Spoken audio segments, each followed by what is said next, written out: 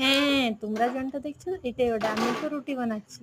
আর তোমরা কারা কারা রুটি বানাতে পারো অবশ্যই জানাবে। অবশ্য আমি তোমাদের মতন ভালো রুটি বানাতে পারিনি, তবে হ্যাঁ যনটা বানাই অবশ্যই খাওয়ার মতন হয়।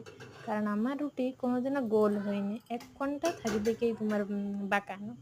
তাই আমি আমার রুটির কি নাম দিয়েছি জানো তো, আঁকা বাঁকানো রুটি। আর আমার বড় বলে যে আঁকা বাঁকা রুটি হোক গাছ, খাওয়া তো হয়, খাওয়া হলে হচ্ছে কোনো বিকতে পারলেই যাবো না। তাই আমি যেমন পারি তেমনি বানাই। আর তোমরা অবশ্য ভালোই পারবে, কারণ রুটি বানা সবাই ভালোই বানায়। আর দেখতে পাচ্ছ কেমন ফুলছে।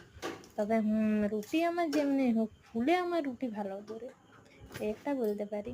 আর আমি মোট 6টা রুটি বানাই, কারণ আমার বর 2টা খায়, আমি 2টা খাই, আর আমার মেয়ে 2টা খায়। 6টা রুটি খাই আমরা 3 জনে মিলে। তাই রুটি, আর আজকে করবো পেঁপে আলুর তরকারি। তো তোমরা কে কে রুটি আর পেঁপে আলুর তরকারি খেতে ভালোবাসো অবশ্যই জানাবে।